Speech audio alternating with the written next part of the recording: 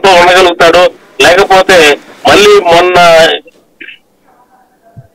ఈ పాత కేసులు ఇవన్నీ మళ్ళీ తిరగదోడే పరిస్థితి ఉంటుంది జగన్మోహన్ రెడ్డి గారి అధికారంలో వస్తుంది. కాబట్టి వాళ్ళకి చావారేమో ఈ ఎన్నికల్లోనే తెలుసుకోవాలి. ఈ ఎన్నికలు ఖచ్చితంగా గెలవాల్సిన పరిస్థితి టీడీపీది.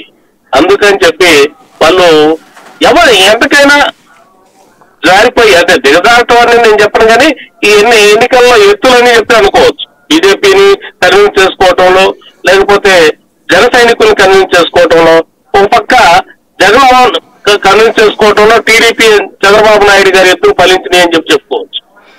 ఇక్కడ ఒక పాయింట్, జనసేనలో ఇప్పుడు అట్లా ఇచ్చిన వాటిట్లలో కొంతమంది తెలుగుదేశం పార్టీ వాళ్ళు జనసేనలోకి వచ్చి చేరి ఇప్పుడు వాళ్ళు సీట్లు తీసుకున్నారు. సుబ్బారాయుడు, లేకపోతే కనుక కొనతాల రామకృష్ణ, లేకపోతే అంజుబాబు, ఇట్లాగా. అలాగే ఇప్పుడు బీజేపీలో కూడా ఉంటుందా అని అనుకుంటున్నారు మీరు? మీరు అన్ని కావాలని అడుగుతారా లేకపోతే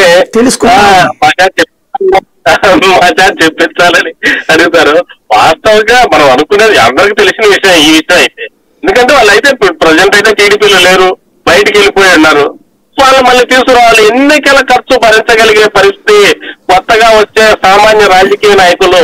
మాకు రాజకీయం అంటే ప్యాషన్ అండి. నేను 97 నుంచి లోక్సత్తా ఉద్యమంలో ఉన్నాను. 2009లో లోక్సత్తా నుంచి పోటీ చేశాను. 2014లో లోక్సత్తా కడప జిల్లా ఇన్ఛార్జి గా పనిచేశాను. నా ఉద్యోగరీత్యా నేను పెస్టిసైడ్ మార్కెటింగ్ కంపెనీలో పనిచేస్తా. నాకు వచ్చే 40-50 వేల జీతంతో నేను నా ఉద్యోగం చూసుకుంటా రాజకీయం చేసే పరిస్థితి. మరి నాకు ప్యాషన్ ఉంది, నేను పోటీ చేయాలని. నేను చేయాలి అంటే కనీసం ₹1 కూడా ఖర్చు పెట్టలేని పరిస్థితి. ఒక 20-30 లక్షలు లేకపోతే ఒక 50 లక్షలు ఖర్చు పెట్టగలుగుతాం, కానీ 50 కోట్లు 100 కోట్లు ఖర్చు పెట్టాలంటే ఎవరు పెడతారు సార్? ఖచ్చితంగా ఈ రాజకీయాలను మార్చాలి. మార్పు కోసం వచ్చే వాళ్ళు ఇలా ఎవరల్లా కాదు. ఈ రాజకీయం ద్వారా సంపాదించిన వాళ్ళు, నాతో ఈ రాజకీయం ద్వారా సంపాదించాలనుకునే వాళ్ళు, ధనస్వామి రాజకీయాలు అని చెప్పి చెప్పుకోవచ్చు వీటిని. అలాంటి వాళ్ళు తప్ప వేరే ఎవరు దీంట్లో కొత్తగా వచ్చి పోటీ చేసే పరిస్థితి అయితే లేదు. కాబట్టి అలాంటి మీరు చెప్పిన కొత్తపల్లి సుబ్బారాయుడు గారు, కొనతాల రామకృష్ణ ఇలాంటి వారే బీజేపీకి కూడా వచ్చే అవకాశం ఉంటుంది. ఆల్రెడీ బీజేపీలో చేరినాళ్ళు సుజనా చౌదరి, సీఎం రమేష్, టీజీ వెంకటేష్ గారు, అట్లాగే ఈ పురంధేశ్వరయ్య గారు కూడా ఈ కోవలోంచి వెళ్ళినాళ్ళు.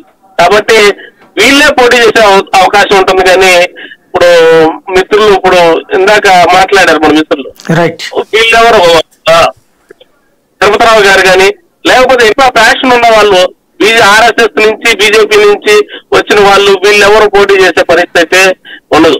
వీళ్ళంతా ప్రేక్షకులుగా ఉంటాం, ఓట్లు వేయటమే, కానీ మనం పోటీ చేసే పరిస్థితి ఉండదు. ఎవరైతే ఆ కోవలో నుంచి వచ్చిన వాళ్ళు, డబ్బులు ఖర్చు పెట్టగలిగే వాళ్ళు, వాళ్ళకే ఆ టికెట్లు అనేది దొరుకుతాయి. అందువల్ల అనుమానం.